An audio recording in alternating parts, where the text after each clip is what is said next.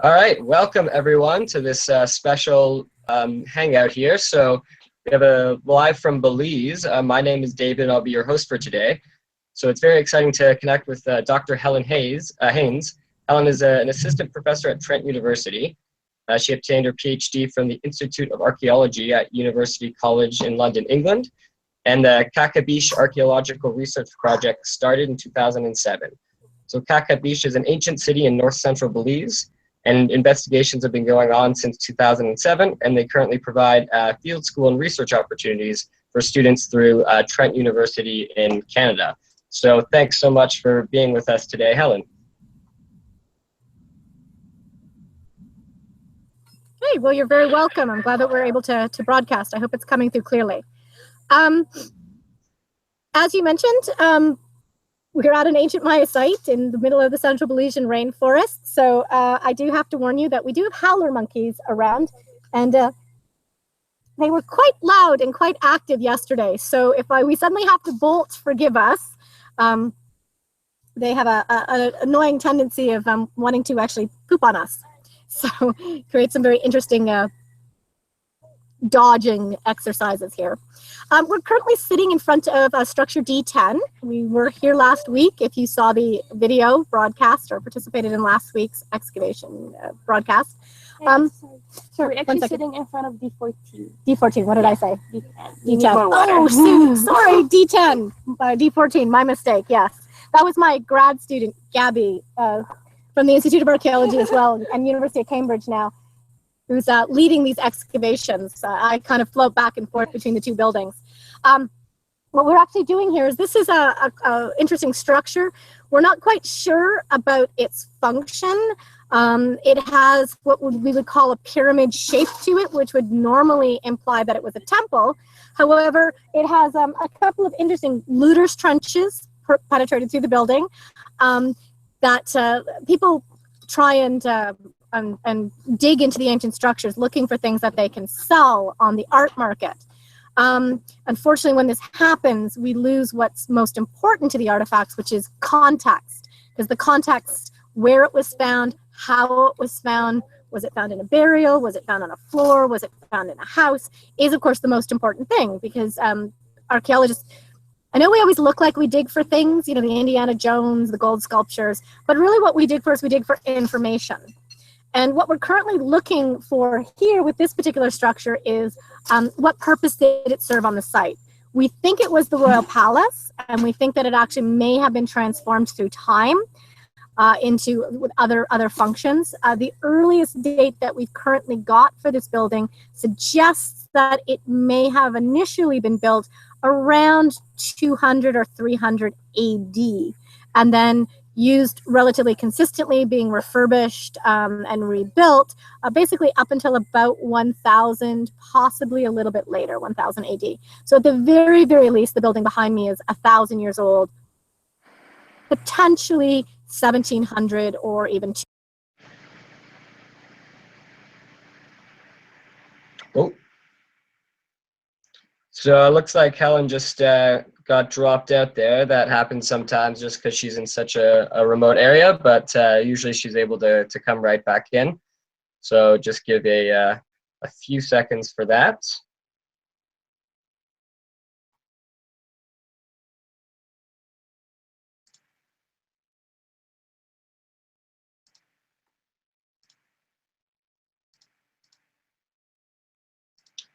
Yes, but as I mentioned there, she's in a remote part of the woods there, so the only reason we're able to get a connection is through a satellite she has, but it can go down every now and then. So, oh, here we go.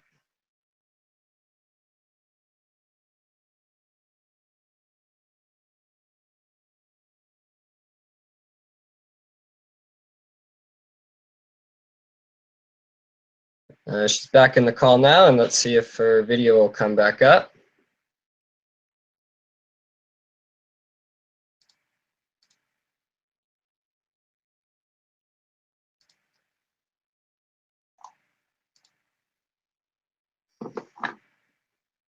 Oh.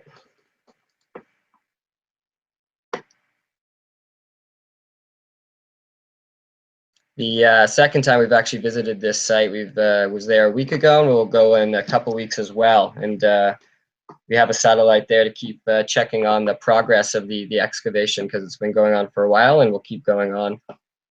So it's exciting to keep checking back in to see what's changed. Yeah, this is exactly what happened last time, yeah. Hi, Helen, can you hear me?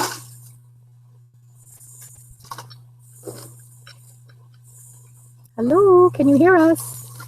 Yeah, I can hear you. We're still saying that we're live. Helen, can you hear me? I'm still saying the thing about error loading the app, but we just had that error. Oh, yes, we can hear you again. Sorry, I think we lost the connection. Can you hear us? Yeah, we're good. Yeah, perfect. Hello? Okay. Yeah, I think it cut out right at the end when I was telling you the date. So it was perfectly timed. Actually, what I was hoping to do is I'm going to try and lift the computer, and I want to show you the excavations a little bit closer so you can actually see what they've been excavating in the past week. They've actually exposed both the face of the building as well as several very wide terrace steps that lead up to it. And the other excavation unit off to my side here is exposing a really interesting feature in the architecture. So I'm just going to try and step behind the computer and move this. And hopefully you can tell me if you can actually see excavations. We're going to get a little closer here. So our student taking notes. Can you see the building? Yeah. Yes? Yeah. Yeah, it's great. You see the beautiful staircase that they've managed to expose, as well as the lovely face for the building? Yeah, great. Yeah. We're going to actually be extending across the face of the building eventually, because we, obviously, if you have stairs, they lead somewhere. We're just not quite sure where they lead. So we're hoping to actually find a door and then excavate out the interior of the room, which again will tell us something about the function. Here's the other excavation unit that's working. I'm going to back up here. Whoops, lots of dust. And hopefully you can actually see, maybe Karen, my student, can actually point to the wall there. And there's another one actually on the other side of Asa. And they're trying to actually find out if this is the edge of the building, or if there's two buildings, or if we've got another doorway going on in here. Okay, I'm gonna put you back down now. Hopefully that made sense to you. I'm not sure, I was standing behind it, so. Hello, you still there? Yeah, we're still good. No, that was great. Hello? Yeah, we're still good. No, Okay. That was great. So do you have some questions for us this week? Yeah, that would be great. I'll start off with a couple, and then we'll move to the classrooms. So I know we connected a week ago. So is there any new discoveries since then? Well, we found the building. That's a pretty neat discovery as it is. We haven't really found any major artifacts at the moment. Basically just some broken pieces of ceramic. Let me see if I can get some of the stuff over here. Do you guys have some of your bags? We'll bring over some of the pieces here. But hopefully, like I said, as we uncover more of the structure and we get into the room, we might actually find some more pieces. This is actually a really lovely piece. I didn't see this piece before. Oh, it just came out this morning? From which unit? It's 6. From 6, okay.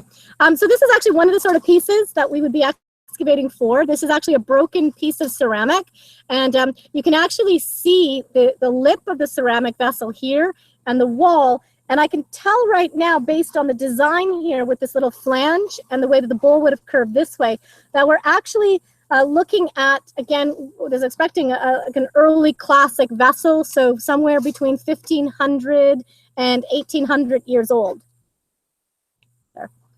I know it doesn't look like much, but to us, this is really exciting.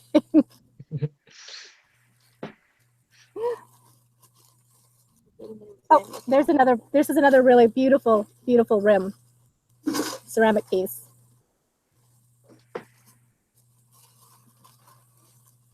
Oh, what else have we got here? There's more ceramics. Oh, that's a utilitarian vessel. So this would be like a household ware. Large. Broken. Like I said, I know it doesn't look like much to you, but it's exciting to us. Yeah, no, that's amazing. So I'll just one more from me, and then we'll get to the classrooms. And so, what are the sort of the long-term goals for the excavation? Long-term goals for the excavation in terms of knowledge is to really understand how city-states, because Ka'Kabish is the capital of a political territory, how city-states actually survive for really long periods of time. I mean, when you think about it, Canada's celebrating 150 years as a nation. From what we can tell from previous excavations from Ka'Kabish in different locations around the site was founded around 800 BC and lasted up until around 14 or 1500 AD. So, you know, we celebrate 150 years. Ka'Kabish lasted for basically almost 2,500 years. And so long-term in that regard, we're very interested in understanding how cities do manage to survive and reinvent themselves and exist for so long. On a more immediate basis, right now what we're working on is we are working on fundraising campaigns to raise money because we want to turn Ka'Kabish into a national park. We want to remove it from the land registry in Belize. So it can't be sold by properties, but just like I said, turn it into a national park where everyone can come and visit and everyone can see the beautiful birds and the howler monkeys when they're around behind us. So that's kind of our two goals, archaeologically and personally for the site. Perfect, amazing. Okay, let's get to the classroom. So we're gonna test the audio here. Miss Kearns, can you try speaking? Yep, we're here. Perfect. Do you have a couple questions for Helen? Absolutely. Go ahead, honey. What inspired you to become an artist?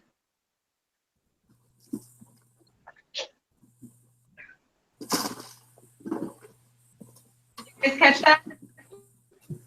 I don't think so. Could you try repeating that? Hello? We can't hear you. Can you?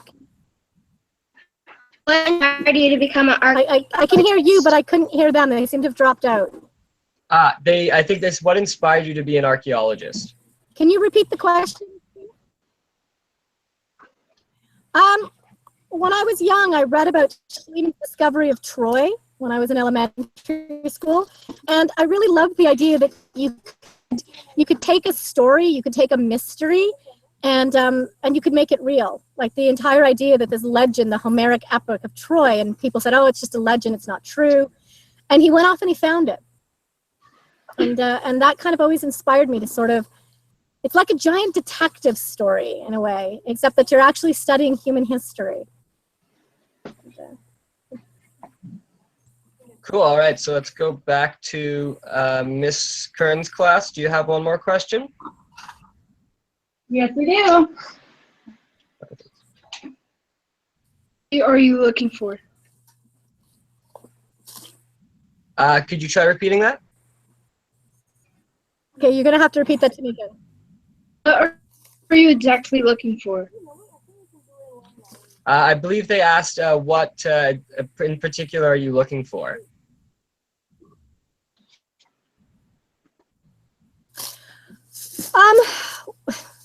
Well, all of the information goes into the larger picture, like I said, about state control, so and state survival. So in this particular case, what we're looking for is trying to determine, like I said, what the function of this particular building was and how it might actually have changed through time. And that can give us an idea about how people were using the space. Was it a single individual, like a king? Did it transition into something more like a council, like our parliamentary system? At any point, was it interrupted? Did the political system here fail at some point to get replaced by something else? So those are the sorts of things that we're actually looking for. So in the big picture, in the short picture, what we're actually looking for is the doorway to that building. Thank you. Okay, perfect. So let's move on to Miss Kamenides' class. Can you try speaking? Can you hear us? Yeah. You can hear us? We have a Yeah. Can you? Yeah. Do you have a question? We do have a question. Oh. Ready? I don't think she's How stone stables structures Are the Maya?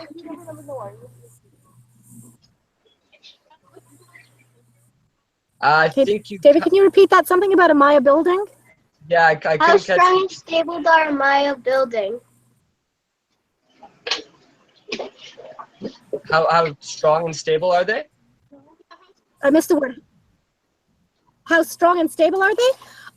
For the most part, they're quite strong. The Maya built using cut stone, limestone blocks, as you can kind of see behind me on the wall there.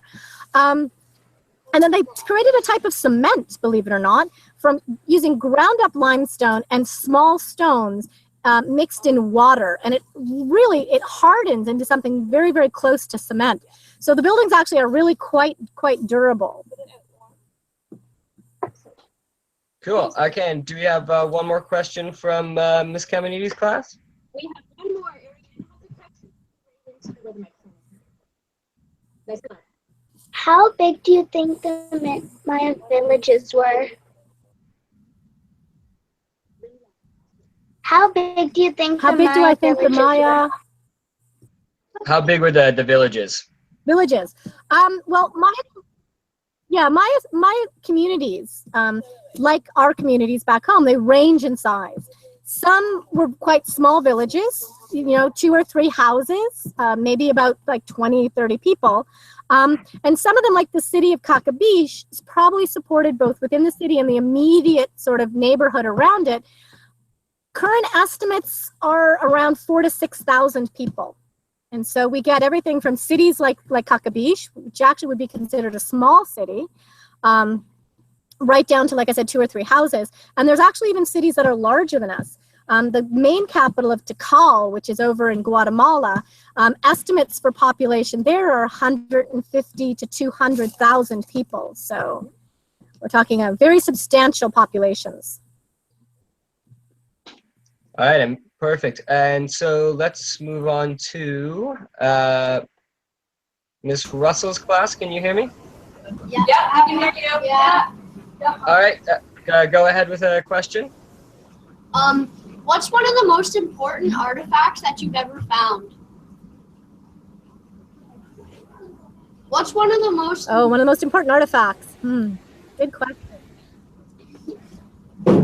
Let me think. I would say one of the most important artifacts we ever found was a really interesting pendant that came out of a tomb that we excavated a few years ago. It's actually shaped like a little T and has a little T shape to it.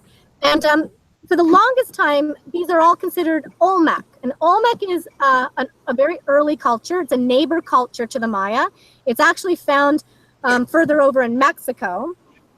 And when you actually see these things written up in the literature, everyone calls them Olmec jade spoons, Olmec pendants. But the fact is that the piece we found is one of only 2 that have ever been found in a secure archaeological context. The rest of them have been found on the art market, like I said before, looted. So we don't really know where they come from. And so finding a second piece here in the Maya world actually sort of rewrites what we think about those pieces. And now there's a reconsideration going on that, well, maybe these actually aren't Olmec, that maybe these pieces really are Maya. And we need to reassess how we've been thinking about these particular types of artifacts for the last 100 years. Awesome. Okay, and Ms. Russell's class, do you have one more question? Yeah. Yeah, 2 more. How did you find the Mayan villages? How do we find the Maya villages? Well, Ka'Kabish actually was found by another archaeologist back in the 80s, and it was actually reported to him by people who were working in the bush. And that's usually how things come to our attention. A lot of times people are out, they're hunting or they're clearing land for milpas, and they come across something, and then come and we look at it. Oftentimes also, modern technology, there's a lot of advances with satellite photography and satellite scanning. And so there's people who are using that particular types of technology in the denser rainforest. So, but for the most part, a lot of the stuff that I've found, and Ka'Kabish is only one of the sites we've mapped, they basically come from informants. Thank All you. right. All right, perfect. And so we have to make sure to get to all the classes. So we're going to move on to Miss McDonald's class. Can you hear me? Yes, we can. Perfect. Go ahead with the question, Helen. Okay, here's our first question. What do you do with the artifacts after you've found them? After we find them, we take them back to our lab where we wash them, we clean them up, we document them, we analyze them in terms of, again, providing us with information, and then we actually store them. We have a very large storage facility here in Belize, attached to some property in the nearby town, and we keep them basically because scientific techniques change through the years, and so we don't get rid of anything. We keep it all so that we can always go back and reanalyze it. If it's really stunning pieces, like the jade spoon that I just mentioned, they go to the Belize government, and some of the pieces are actually in the museums down here. Very cool. All right, perfect. And do you have one more question there? One more question.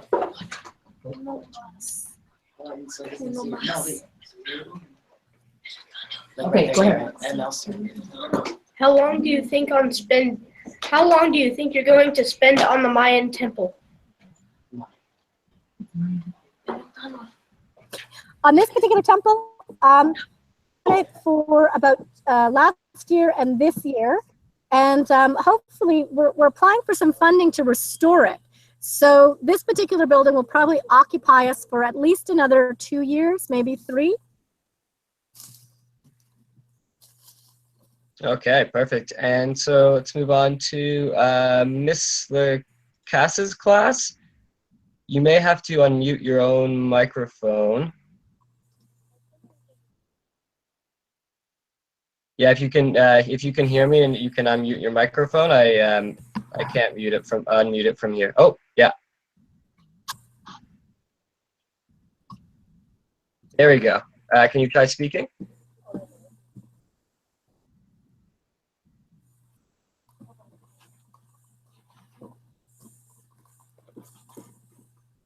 Oh, oh.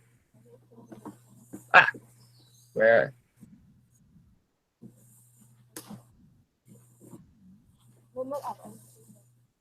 I can't hear anything. Are they there? They put up a sign. Where is Belize exactly?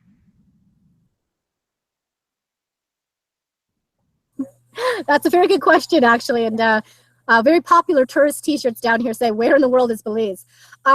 Belize is a small country on the side of the Yucatan Peninsula. We are about 8 hours south of Cancun, Mexico. So you can always look up Cancun, and we're right next to Guatemala. It's a British Commonwealth country, so it's part of the same organization that Canada belongs to, which makes it very lovely to work down here because same parliamentary system, just smaller. All the money has a picture of a queen. They even have gold dollar coins like we do in Canada, which makes it very, very easy for me to transition down here. And it's an English-speaking country, although a lot of the people here also speak Spanish and Low German as well. So very multicultural, which is quite nice. Cool. All right. And Miss Lacass's class, do you have one more question? There we go. Oh, yeah, I don't think we can hear you. If you can hear Anybody me, has any questions for my student? Oh, do you think this is on? It's on. So they're holding up a sign. I'm just going to read it. Oh, it's backwards. Okay. Can you guys flip it? I can't read it. Yeah.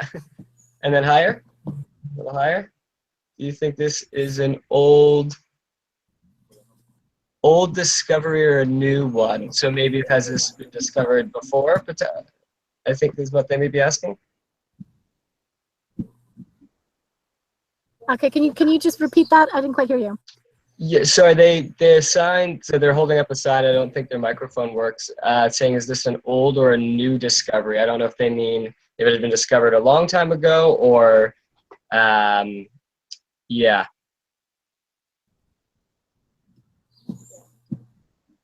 Well, as I said, another archaeologist actually knew about the site. He put it on the map, so we actually knew Ka'Kabish existed. But until the Ka'Kabish Archaeological Project got here, no one had really ever investigated or excavated the sites. I was part of a team in '95 that did a kind of a partial map of the area, just to sort of document what was here before it got lost due to, as I said, land development. But all the work we're doing here in terms of the excavations and the collecting artifacts, all of that is new. Okay, cool. Yeah, I think that answers the question there. Okay, so that's all of the classrooms there. So I think that's yeah, we're just about wrapping up in terms of time. So yeah, thank you so much, Helen, for joining us today. No problem.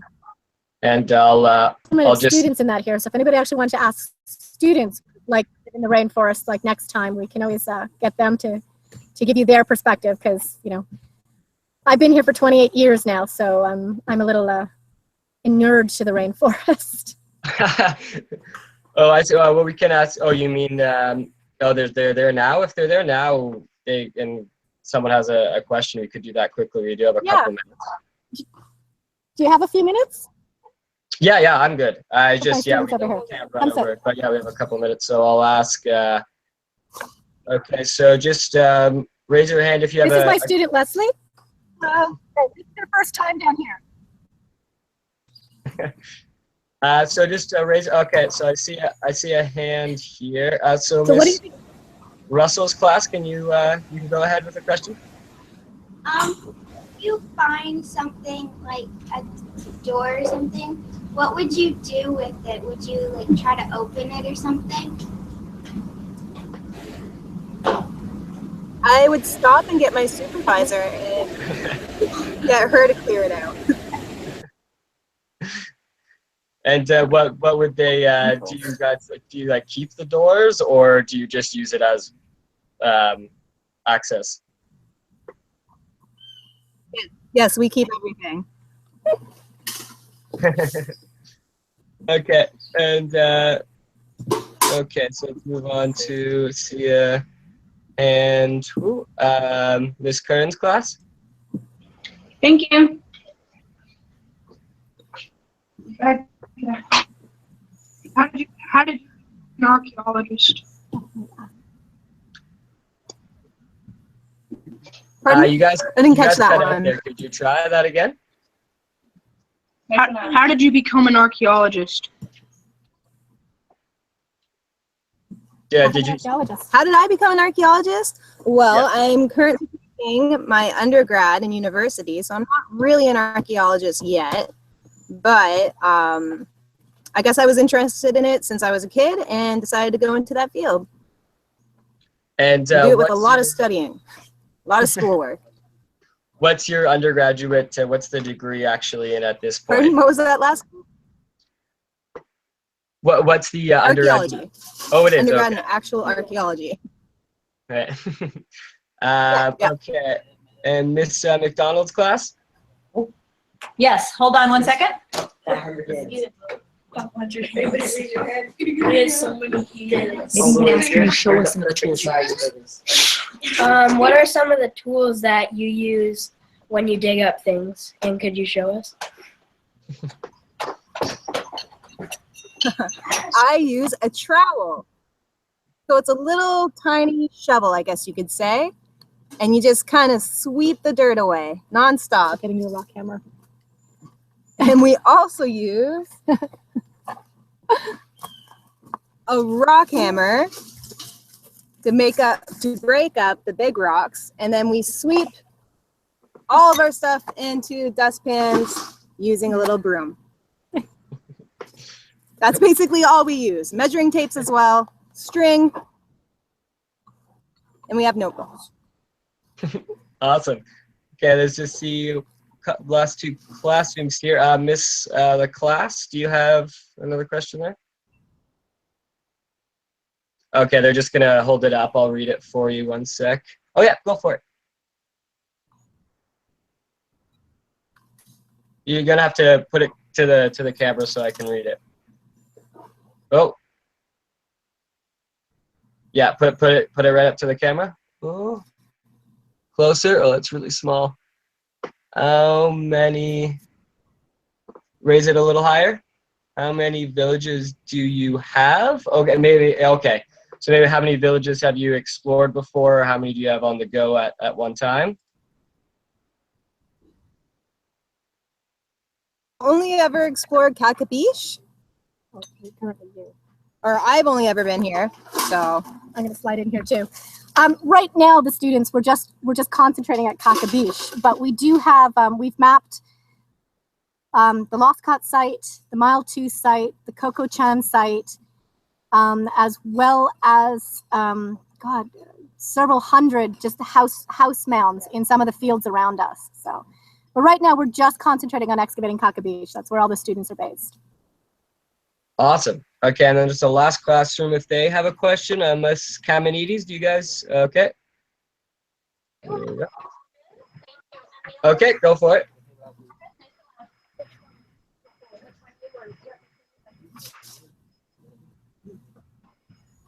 How big are you digging the holes?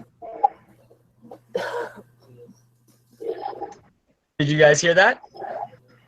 Okay, that kind of broke up. Can you repeat it, David? Yeah. So No, well, can you repeat it?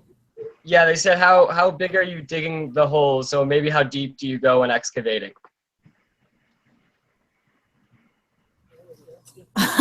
we have different levels. Our units are usually 2 by 2, or we just made one that was 2 by 1 meters. And should I show them the wall? How deep it is? Yeah. Roughly, how deep? The depth of them actually kind of varies. It depends on what we're finding. So right now, they're actually going down until they hit the surface of the stairs. And so the first unit was, you can see Gabby in the background there. They kind of went from the top of her hand all the way down to the floor. So that's about almost 1.5 meters. And then the sequential units have gotten shallower and shallower as we've been removing the dirt from the slope of the building. So they're down to probably removing about 50 centimeters towards the end. So I've got a bug on my thing there. I can get off. So. Awesome. So yeah, we basically dig until we find what we need, and then we stop. Perfect. Okay, so that's awesome. Unfortunately, we have to run. It takes a lot of resources to run the satellite, so we've hit the time allotted. But so Helen, and what's your student's name? Okay. I'm sorry? Oh no, I just asked Leslie. So that was my student Leslie. Okay, perfect. Well, thank you so much, Helen and Leslie, and I'll just unmute everyone's microphone to say a big thank you.